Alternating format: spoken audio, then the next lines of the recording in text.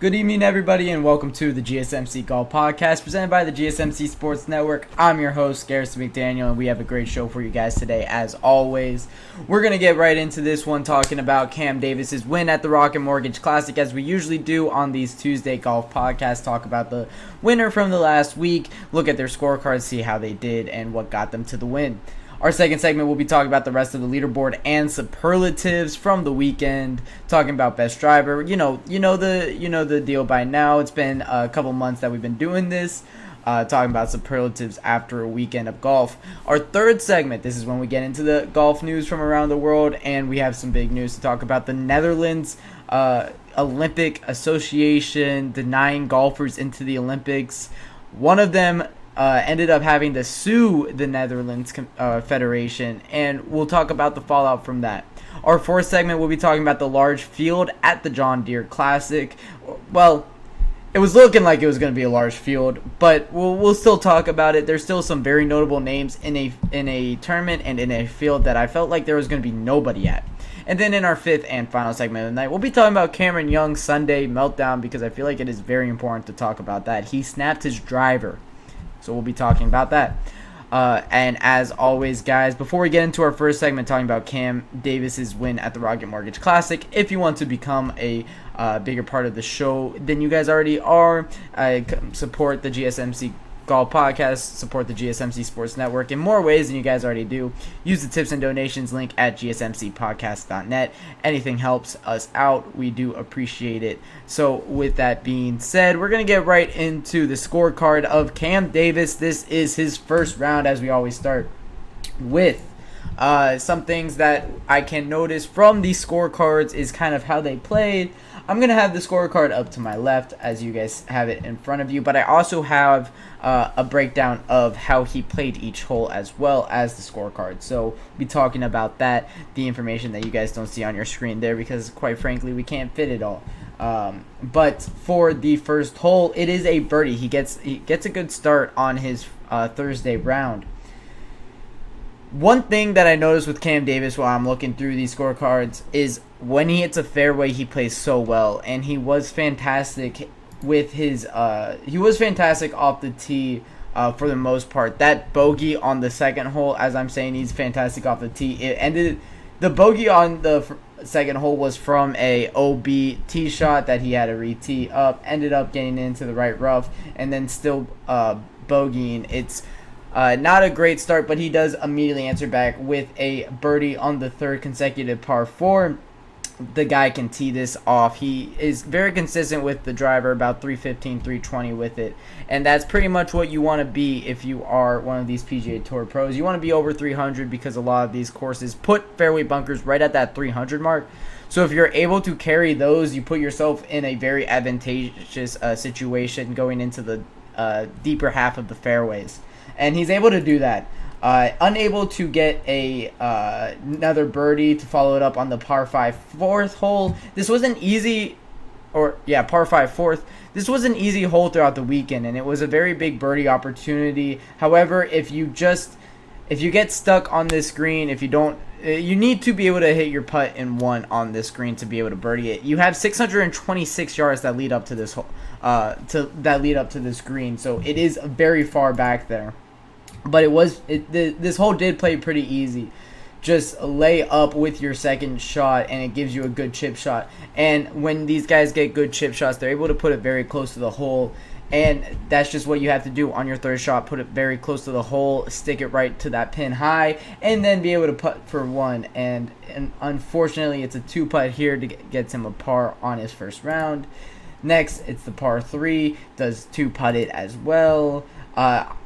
When we're looking at the scorecard, it's a very big, it's a very consistent theme here on his Thursday round that he did 2-putt almost every hole. 6 was a 2-putt. 7 was a 2-putt. Well, I don't know if he elected to do Texas wedge. I think he elects to do Texas wedge off the green from 7, and then he 1-putts it when he gets on the green. But I do think he has putter for 2 shots there on the 7th hole.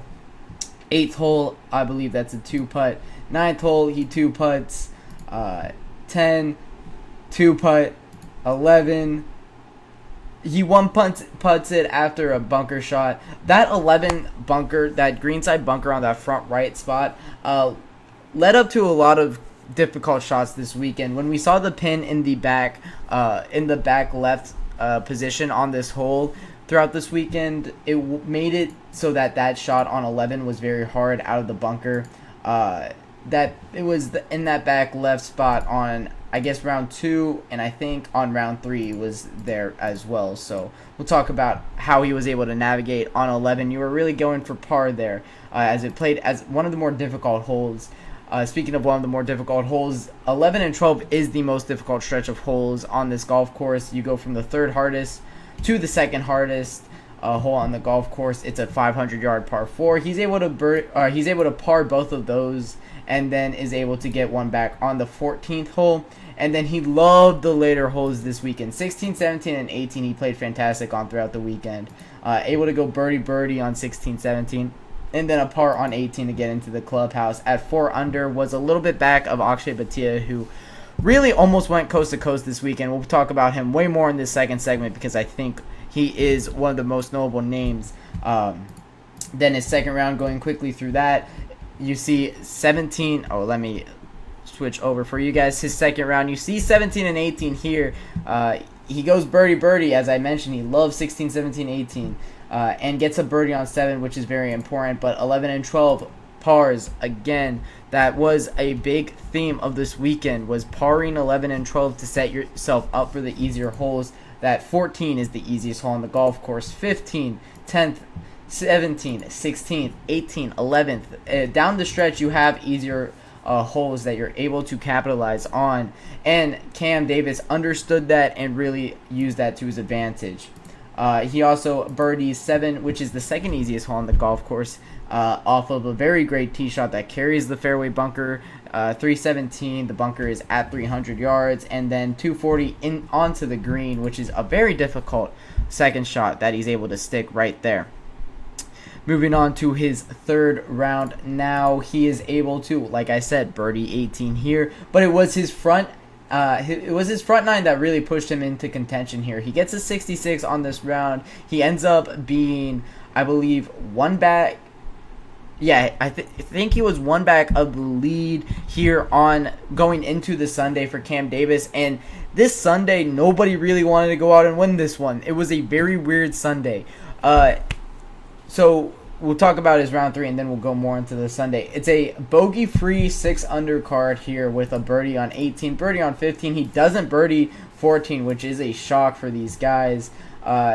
He has a little bit of trouble. I think he duffs a wedge shot on the green and then gets it in for a 2-putt on 14. He does birdie 7, however, which is one of the more birdieable holes. And then 1, 2, and 4, which he was fantastic at as well throughout the weekend, those earlier holes. And then round 4, as I was mentioning, round 4, it's so throughout the day, it was really Akshay Bhatia's round to win. And of course, like I said, we'll talk about him more in this next segment. But let me tell you that I don't even think, if you told me before Sunday that 18 under was going to be your winning score and like comfortably winning, like he won by a stroke, and really, I guess it's not comfortably because Akshay Bhatia 3 putts on 18 and kind of blows it, and he admitted to blowing it after in his post-round press conference. But a 70 for Cam Davis didn't feel like enough. Going into the clubhouse, it didn't feel like enough. And he is still able to win without a playoff. 18 under being the win without a playoff. If I had to guess the winning score going into Sunday, I would have said 21-22. I would have said 21 for a playoff, 22 for a solo win. And for Cam Davis, he didn't have his best golf. I mean, started his round with a bogey on hole number 1, which I think this is a 4-putt bogey. One, and then no, it's a 3-putt bogey, but he had a chance at birdie here, like a very good chance at birdie, and wasn't able to get it, and then adds 2 more putts on top of that to get a bogey, and then he's able to do well on the 3rd hole. I have no clue how he ends up with a birdie on the 3rd hole. I remember watching that one. He flies his tee shot all the way to the left, like completely hits a hook on it, and then he's in the pretty high rough there, with 90 more yards to go, able to stick it pretty close to the pin, and then getting a birdie there. Very impressive on the par 4 3rd. 5th hole, I think this might be his only birdie on a par 3 this entire weekend. Let me make sure that's correct. Yeah, yes. That 5th hole was his only 2 on the entire weekend, which is shocking to say the least. Like that's crazy that his only 2 on the entire weekend comes in round 4 and he still wins the tournament. Nobody really went out and got it at the Rocket Mortgage Classic. We talk about the Rocket Mortgage Classic like an opportunity for these young golfers to go out there and make a name for themselves, play some really great golf and get a win. Nobody really put themselves out there. Davis Thompson, the young golfer, had a chance and he wasn't able to capitalize on it. I believe Davis Thompson is 23 if I'm not mistaken. Cam Davis, however, does end up going out and getting his 2nd win of his professional or of his PGA Tour career. He will be now eligible for the next tournaments for the next 2 years, which is very, very good. He has a tour card for the next 2 years, which he probably would get anyways. His FedEx Cup ranking is top 70. He is 38th in the official World Golf Rankings, so he wasn't really worried about that. Like maybe a Davis Riley was kind of worried about that earlier. Maybe a Nick Dunlap when he won the Amex, if I'm not mistaken. I think that's the tournament he won to get his tour card. But for Cam Davis, now officially being eligible for the next 2 years, getting his 2nd career on tour, very impressive. This is his only top 10 of the entire season as well, which is very shocking that he ends up getting a win here. It's the Rocket Mortgage Classic. Anybody could go out here and get a win. Ricky Fowler did it last year, and Ricky Fowler is pretty far away from the prime of his career. But he gets the win at the Rocket Mortgage Classic after a T48 at the Travelers, cut at the U.S. Open, T50 at the Memorial, T56 at the Charles Schwab, cut at the PGA Championship, T38 at the Wells Fargo. You keep going on and on and on. This is his only top 10 of the entire year. His next best score is a T12 at the Masters, a T18 at the Arnold Palmer, and a T20 at Pebble Beach. He only has 4 rounds in the top, or he only has 4 weekends in the top 20 this entire year. So kind of weird, kind of crazy that he ends up with the win here at the Rocket Mortgage. But that'll wrap it up for talking about Cam Davis's win, looking at a scorecard from the Rocket Mortgage Classic. When I come back from my break, we'll be talking about the rest of the leaderboard and superlatives from the weekend.